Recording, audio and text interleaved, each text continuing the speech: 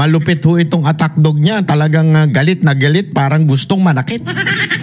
Kasi kakasumpa pa lamang, talaga nga namang todo-todo na yung nyaw-nyaw niya. Ang problema ho, sabi nga nila, di ba mga kababayan, ang latang maingay ay walang laman. Which is totoo naman kasi dito ho, papakita ho natin na talagang wala hong alam itong babaeng to. Hindi ko alam kung bigla lang talagang inappoint to dahil sa sobrang kasipsipan.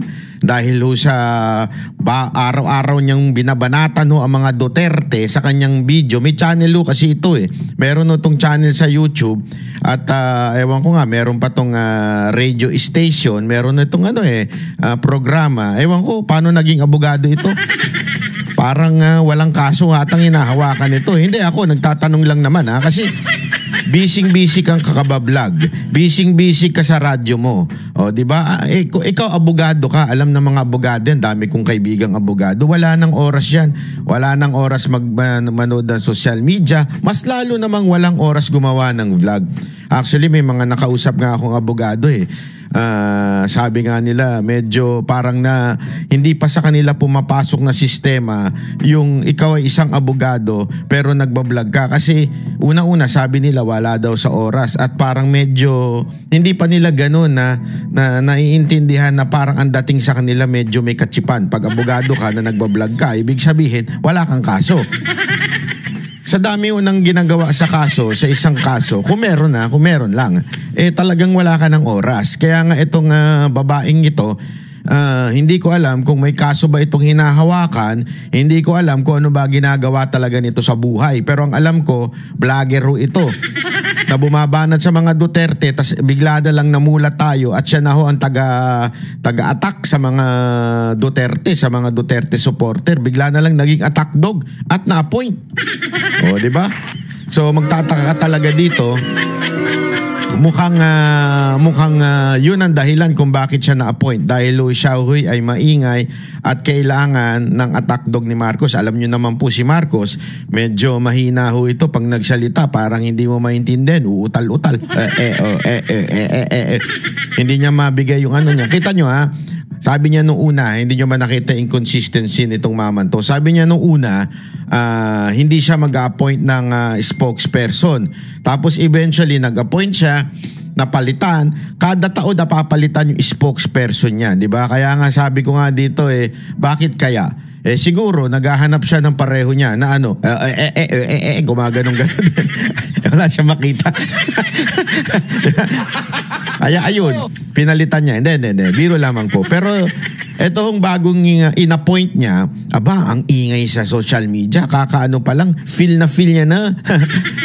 Feeling ko matatanggal din tong babaeng to feel na niya po yung pagiging spokesperson o press secretary. Tingnan natin kung tatagal ka, babae ka, ha? Ito. Panoorin po natin itong bagong tirada nito at pasinungalingan natin ang mga pinagsasabi nitong press secretary nila. Tingnan ninyo. Hindi pa to campaign joke ulit ni dating Pangulong Duterte? Hindi ba tayo nasanay dun sa jet ski promise niya? Na nung naniwala tayo halos sa mga sumuporta sa kanya, tinawag tayong stupid. First of all, eto yung time na sinabi ni Pangulong Duterte na stupid, okay? Para lang sa kaalaman mo, it was in May 2021 na nagbitaw siya about Spratly Island na i-jet ski niya. Okay? Tapos may mga nagsasabi sa kanya, hindi supporter niya. Ang mga nagsasabit naniningil sa kanya ay yung mga dilawan, pinklawan. Yan yung mga naniningil sa kanya, sinasabi sa kanya, ba't di ka mga mag-jet ski sa Spratly? Alam mo, madam, tanga lang ang maniniwala na aabot yung jet ski dun sa Spratly. Ang bihira naman, siguro kung matinukan tao, hindi ka talaga maniniwala na yung jet ski aabot ng Spratly. Aabot doon sa pinag-aawayang pambira naman, Naturalmente, talagang kailangan sabihan, tanga yung mga naniwala doon. At hindi kaming mga supporter yun. Alam namin na it was just a hyperbole, di ba? It was just a, parang sinasabi niya, ako mismo lalaban, mag-jet ski pa ako dyan, di ba? Hindi nga aabot dun eh. Yung ang helicopter, hirap na hirap ang pumunta yung Pilipinas dun eh. Di ba, pansinin mo, bakit yung mga barko lang ang pinapadala dun, hindi yung helicopter? Jet ski pa. Ano ba, te? Ano ba? Naturingan kang abogado, pero yung ano mo parang parang kulang. Tapos sasabihin mo ngayon na tinabihan tayong mga supporter ng tanga. Hindi, te. Ikaw lang. At saka yung mga taong naniwala do sa jet ski. Kami mga supporter, alam namin na hindi ho yun totoo. Alam mo namin yun na yun ay joke. Kaya hindi kami naniwala, kaya hindi kami tanga. Ngayon, kung meron man sinabihan si Pangulong Duterte na tanga, yung mga naniwala, kasi mantakin mo maniniwala ka, yung jet ski aabot dun sa island na pinag-aawayan natin. Te, ano yun? Abogado ka, te. Ano nangyari? Hindi ka man lang mag-research? Ano to? Tapos igagamitin mo ngayon yan as your pangunang panlaban sa mga Duterte. Yan ang panguna mong laban eh. Halatang vlogger ka. Vlogger ka ng mga tanso.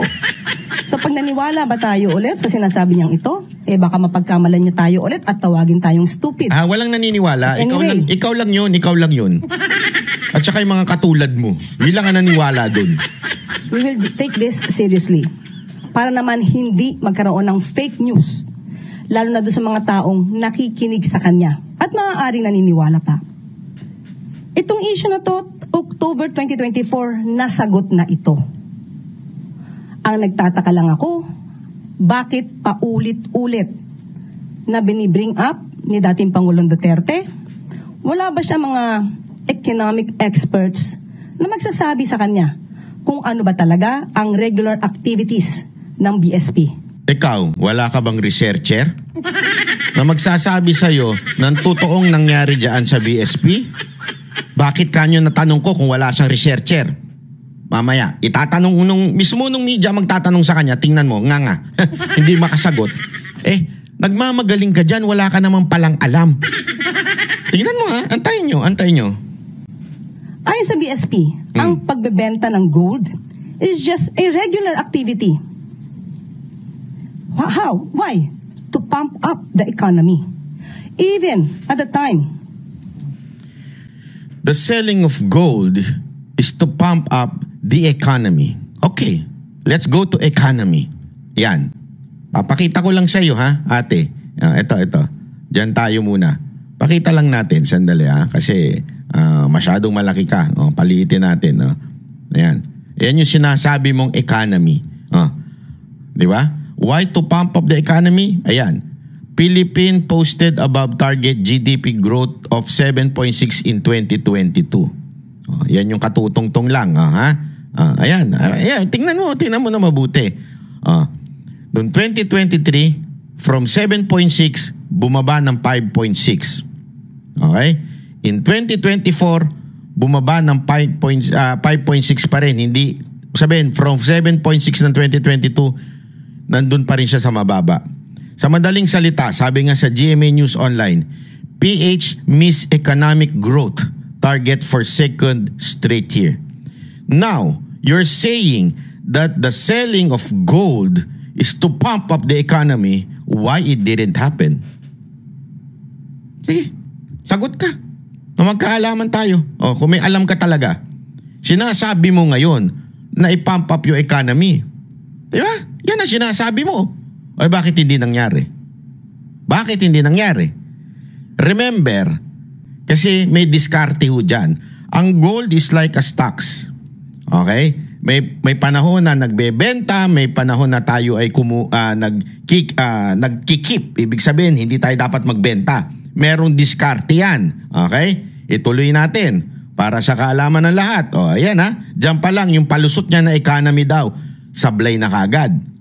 Sabi ko nga sa'yo, madam do your research, okay? Do your research. Hindi ka lalagpas sa mga Duterte vloggers. Ang galing po yan sa isang vlogger yung mga clippings na yan. Ito, tuloy. Of former President Duterte, trabaho na ito ng BSP. Alam namin yan. Hindi yun ang sinasabi. Ikaw naman, hina ng kukote mo. Alam namin trabaho ng BSP na magbenta ng gold. That's not the question. Okay? Ang question dito, why? Sa lahat ng nagbenta ng gold, tayo ang pinakamalaki sa maling panahon. Papatunayan natin yan, pero ituloy mo muna yung kakadaldal mo dyan. Okay. Now, sinabi nga dito, ang pagbebenta ng gold, kung mataas ang presyo, dapat ibenta. Sinabi din ng BSP, hindi pwede silang mag-hold that much of a gold. Okay? Now. Sige, dyan tayo sa sinasabi mong gold. Ayan, ipapakita ko naman sa iyo. Yung mismong sinabi ng kapatid na may punto nga siya dito. Ayan, pakita natin. Ang pagbebenta ng gold, kung mataas ang presyo, dapat ibenta. Nakikita niyo yung graph sa taas? Yan po sa kaliwa. Yung kulay medyo green. Ewan ko kung anong kulay yan. Medyo color blind ako eh. Yung nasa kaliwa na yan, nandito sa picture ni above niya, si Claire. Nakita niyo yan? Wala ang Pilipinas dyan na nagkikip. Napakarami ang hindi. Ayan, central banks that bought. Ibig sabihin, hindi nagbenta. Okay? Ito yung mga bansa na bumili. Ayan, malinaw yan eh. Sadali, hindi ko nakikita ng bahagya. Labas natin dito. Wait, automatic ko desay. Ayan po, ayan. Okay? So, ayan po yung gold. Ang sabi dyan, sa kaliwa, central banks that bought the most gold in 2024. Anong bansa yon bumili ng gold noong 2024? Kita nyo? Nasa kaliwa? Ang dami. Ang dami yung nagbumili. Ibig sabihin, sa pagka ikaw bumili, kinikip mo yung gold. Sinasabi kasi nitong babaeng to, kaya nagbenta ang BSP, it is because mataas daw ang presyo. Tama, mali? Mataas ang presyo, mukhang pagpapakinggan mo, mukhang totoo. Tama nga naman, pag mataas ang presyo, ibenta mo para malaki ang kita natin. Ang tanong, bakit ang daming bansa ang bumili ng gold doon time na sinasabi mong mataas ang gold? Tama si Amy Marcos dito. Bakit? Tingnan mo sa kanan. Tingnan nyo sa kanan. Sa kanan, central banks that sold the most gold in 2024. Sinong bansa, sinong central bank na bansa ang nagbenta ng madami? Same time to ha. Dito sa kaliwa, yung bumili. Bakit ang daming bansa ang mas lalong bumili? Bakit nung sa bentahan na, yung nag-release ng gold, Pilipinas lang ang pinakamarami? Naintindihan mo? Ibig sabihin, ang diskarte dapat, sabi nga ni Amy Marcos, pag nag-reserve ka, nag-iipon ka, hindi ka nagbebenta. Okay? So many countries are in fact in a mad rush to acquire gold. Here we are unloading our own gold. May punto doon. Habang yung ibang bansa daw, nagra-rush sila mag-acquire ng maraming gold. Kasi nga, tumataas yung gold. So gusto nila maraming gold sila. Anong ginawa ng Pilipinas? Nagbenta ng ginto. Yes, you are right. Tama ka sa sinasabi mong natural na trabaho yan ng BSP, pero mali ang diskarte nila. Ibinenta nila ng alanganin. Yan ang tanong dyan. Yan ang sinasabi ni Duterte. Bakit ibinenta ng alanganin? Habang yung ibang bansa, they are acquiring gold. Bumibili sila. Habang tayo, ibinebenta natin. Bakit? Tayo lang. Kita nyo, ang laki ng graph oh. Ang laki ng difference ng graph. Diba? Tayo lang ang nagbenta ng ganyang kalaki. Yung ibang bansa nagtatago ng gold. Bakit? Yan ang hindi mo maipaliwanag. Kasi nga, madam, kung ikaw ay press secretary, mag-hire ka ng researcher mo para hindi ka nagmumukhang tanga. Gago! Yun ang totoo. Hindi ho, seryoso ito. Para ho hindi ka naman nagiging ganyan. Pinagtatawanan ka ngayon ng netizen kasi mali-mali yan sinasabi mo. Oo, maaari magaling kang abogado sa batas. Pero wag mong pasukin yung mga hindi mo alam. Yan ang totoo. Tuloy natin to sinasabi ni Madam para mas maunawaan natin kung bakit talagang kinuha to. Sabi ko sa inyo, hindi na kailangan ng qualification ngayon eh. Basta importante, sumipsip ka sa gobyerno to, tirahin mo Duterte, magkakapwesto ka. Nagtataka lang tayo, bakit hindi ito alam? Ikaw ang walang alam. Maling diskarte ang magbenta ng gold. Hindi ko alam kung saan mo nakuha yan. Sabi mo, eto the main purpose na sinasabi mo, kaya tayo nagbenta to pump up the economy. Tumaas ba ang GDP? Umangat ba tayo? Hindi. Oh, where the fuck is that yung sinasabi mo tumaas ang ekonomiya? Sorry, I'm not hindi kita binumura. Kaya lang, asa expression yun. Asan yun? Asan yun? Asan po yung sinasabi mo umangat ang ekonomiya nung nagbenta tayo ng gold? Kasi yun ang sinabi mo, pump up the economy. Bumagsak tayo eh. Gets mo? Siguro naman, kuha mo na.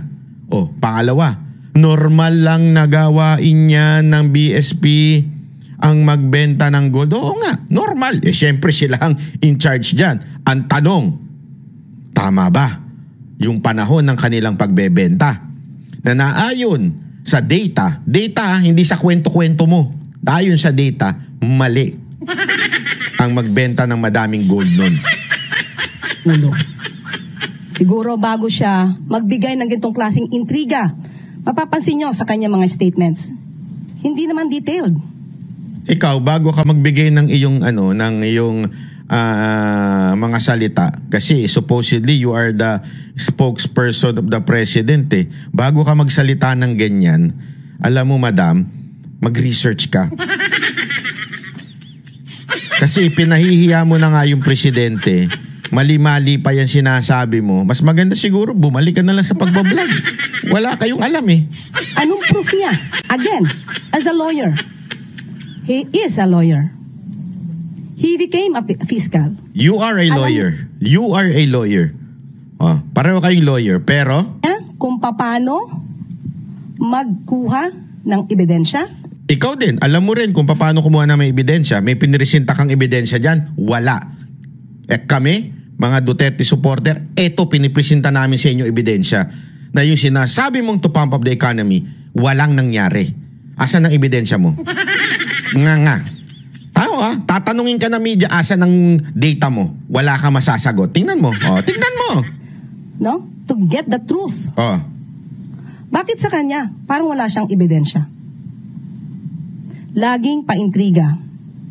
All we want here is evidence. Ako, nagpresenta sa ebidensya, ikaw wala.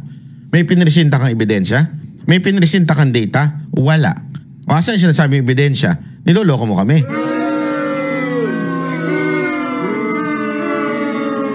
Katutungtong mo lang, nagpapakalat ka na ng fake news kasi wala kang ebidensyang pinipresenta. Tama, mali. Ipakita niya. Kung, hindi mo nga pinapakita. Pag gusto mo pagpakita ng iba, pakita mo rin sa'yo. Asa na yung, pakita mo sa'yo. Asa na? Si PBBM o ang Pangulo ang nag-utos para magbenta ng gold reserves. Ayan. Si PBBM ang nag-utos at benta ng gold reserve. Bigla na siyang pumunta dyan. Samantalang sinabi rin ng BSP, solely and manage ito. No? Solely manage. Saan yan? Asan yung ebidensya mo? Ba't di ka nagpapakita? Puro ka chismis. Ako, may papakita ko sa'yo na merong touch ang government dyan. By the BSP. So, paano magkakaroon dito ng hand or pakikialam ang Pangulo? Okay. Saan daw? Ito na naman, bagong argumento mo. Susuplakin na naman natin yan. Wala ka na namang ebidensyang ipinakita. Ako, may ipapakita na naman ako sa ebidensya. Ayan. Okay? Ang linaw dyan. Sinasabi mo, PBBM has no hand in gold sales by BSP. Tanong, sino nag-appoint ng new BSP governor? Si Marcos lang naman. Si Marcos lang naman. So, sino nag-appoint? Si Marcos. Sino sa tingin mo susundin niya? Yun nag-appoint. Pangalawa, sa baba, Amy Marcos hits BSP decision to sell gold reserves. Senator Amy Marcos on Wednesday grilled the administration economic managers. Ano daw? Ulit. Senator Amy Marcos on Wednesday grilled the administration economic managers. Sino daw? Yung BSP ba? Yung sole BSP na sinasabi nitong sole BSP shall decide. Hindi. It's the economic managers over the Bangko Sentral ng Pilipinas decision to sell. Diba? So, sino po? Alam mo, wala ka kasing alam. Ewan ko kung bagong tungtong ka lang sa gobyerno. Ang executive branch, meron tinatawag yang economic managers. Maraming involved dyan. Budget, kaya nga 'di ba noon laging binibiro ni Pangulong Duterte na madalas siya magsalita tapos biglang lilingon siya kay Jokno kasi si Jokno yung yung sa finance. Yan, importante yan. Finance, DOF, tapos yung DBM, syempre yung budget, kung meron pa ba tayong budget na maaalat dyan. At the same time, itong sa BSP. So, hindi lang isang tao yan. Anong ibig sabihin niya? That decision, pinag-uusapan ng presidente. Mas marunong ka pa sa naging presidente. Diba? Huwag kang magmagaling. Wala kang alam sa administrasyon dyan sa gobyerno. Bagong salta ka lang, nagmamagaling ka na. Ayan na nga, linaw-linaw na nga, ang nag-appoint doon sa BSP Governor si Marcos. Sino ngayon ang sinisisi ni Amy? Marcos. Ha? Hindi ko sinasabing iba. Marcos din ang nagbumanat. Ang sabi niya, grill the administration's economic manager. When you say administration economic manager, hindi involved si Marcos dyan? Sino yan? Si Abante ba yan? Si Barbers ba yan? Si Chis Escudero ba yan? Si Dan Fernandez ba yan? When you say administration economic manager, sino yan? Saang branch of government yan? Di ba nasa executive yan? Sino ang pinunong executive? Si Romualdez? Sa bagay. Gago! Sa bagay, lahat nga pala siya ang nagdidesisyon ngayon. Madam, bago ka humirit, may I suggest, mag-research ka kasi napapagtawanan ka ng netizen eh. Pinagtatawanan ka ngayon ng mga netizen dahil sa mga hirit mong sablay. Magaling ka siguro mag-vlog at magpaliwanag ng batas. Pero, ma'am, pagdating sa mga ganyan, aral ka muna. Alam mo, may budget naman po yan. Ang alam ko, USEC may budget. Yung ASEC kasi, pili lang ang meron dyan eh. Pero ang Office of the Undersecretary, may budget yan. Huwag mong angkinin lahat. Kumuha ka ng mga alam mo yon na magtuturo sa'yo. Abogado, kung ayaw mo abogado, pati nga yung sa tax, lahat yung pwedeng mag-advise sa'yo. Huwag mong angkinin lahat yan. Baka hindi ka kumukuha, nagtitipid ka. Di ba? Gamitin mo yan para kumuha ka ng mga taong matatanungan mo, tumali-talino ka naman kahit papaano. Kawawa ka naman. Ano to? Kasi unang araw mo pa lang, pinagtatawanan ka na ng netizen. Gusto mo pa, forever kang pagtawanan. Nakakaya naman si Marcos. Mahahalata sobra na sumipsip ka lang, bumanat ka lang sa Duterte kaya ka na-appoint. Di ba? Gago! Nakakaya naman, madam. Nakakaya. Ayos-ayusin mo trabaho mo.